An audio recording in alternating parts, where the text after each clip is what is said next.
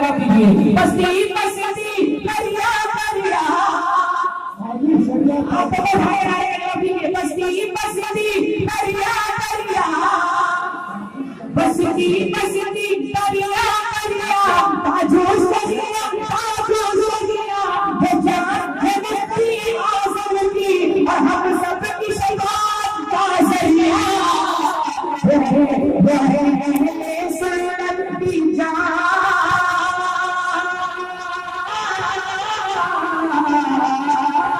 وہ ہے اہل سنت کی جان وہ ہے اہل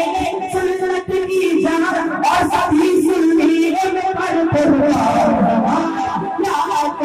شہزادے حضور صاحب اثر سنت حضور مشہود ملت حضرت علامہ مولانا مشہود رضا خان صاحب رحمۃ اللہ تعالی علیہ، آپ بھی جانتے ہیں، یہ فقیر بھی جانتا ہے، کافی خدمتیں کی ہیں۔ 2015 میں حضور مشہود ملت کا وصال ہوا، حضور تاج الشریعہ نے آپ کی نماز جنازہ پڑھائی۔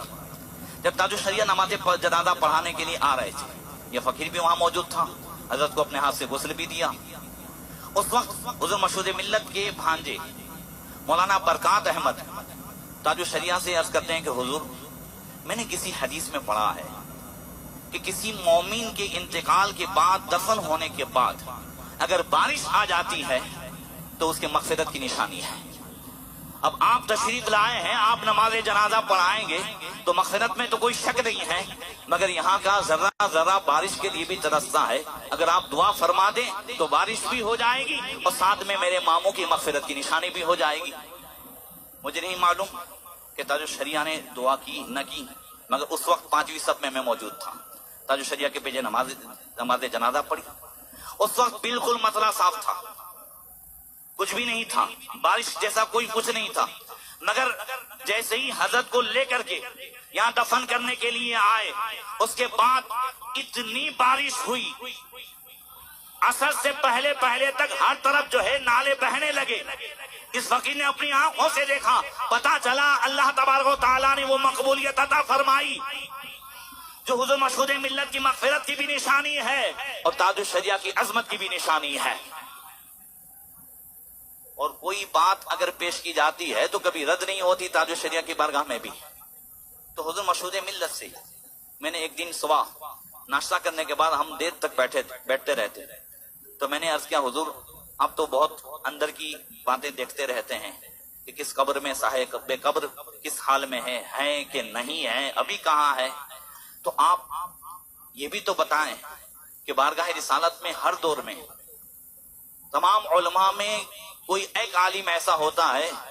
جو سب سے زیادہ عظمت کا مالک ہوتا ہے۔ ایک ہوتا ہے مریدوں کی نظر میں عظمت، ایک ہوتا ہے بھائی عالموں کی نظر میں، ایک ہوتا ہے مفتیوں کی نظر میں، اور میں پوچھ رہا ہوں بارگاہ رسالت میں ذرا زور سے، حضور کی بارگاہ میں تمام ہندو پاک کے علماء مشائخ میں اس وقت سب سے زیادہ مقبول بارگاہ کون ہے؟ تو حضور مشہود ملت بغیر کسی اس کے کہتے ہیں، نہ اپنے بھائی کا نام لیا نہ کسی کا، کہا تاج الشریعہ کی ذات اس وقت بارگاہ رسالت میں سب سے زیادہ مقبول ہے۔ پھر کہتے ہیں صرف عقیدت پہ نہیں کہتا، میرا آنکھوں دیکھا معاملہ ہے، مشہود ملت کہتے ہیں میرا آنکھوں دیکھا معاملہ ہے کہ ایک وقت عمرہ کرنے کی سعادت تاج الشریعہ کے ساتھ ہوئی۔ حضرت مشہود صاحب کی عادت تھی کہ رات پر نہیں جاگتے تھے، یہاں بھی آتے تو رات کو سو جاتے تھے۔ حضور تاج الشریعہ بارگاہ رسالت میں اکثر رات میں حاضری دیتے تھے، حضرت مشہود صاحب دن میں جاتے تھے، ان کو رات کو سونے کی عادت تھی۔ کہا میری امید تھی کہ بارگاہ رسالت میں حاضری ہو تو تاج الشریعہ کے ساتھ ہو، اور یہ ٹائم کی سیٹنگ نہیں ہوتی تھی۔ پھر میری طبیعت خراب ہو گئی، بخار بھی اور ہر طرح سے جسم بھی درد کر رہا تھا، پھر بھی اٹھ کر کے بارگاہ رسالت میں حاضر ہوا۔ میری امید تھی اس وقت رات نہیں مگر دن میں تاج الشریعہ کبھی نہیں آتے تھے۔ اچانک میں تو جالیوں کے سامنے، آقا کریم کی جالی مبارک کے سامنے درود پاک پڑھ رہا تھا، دیکھا کہ اچانک تاج الشریعہ تشریف لائے۔ خواب کی بات نہیں ہے،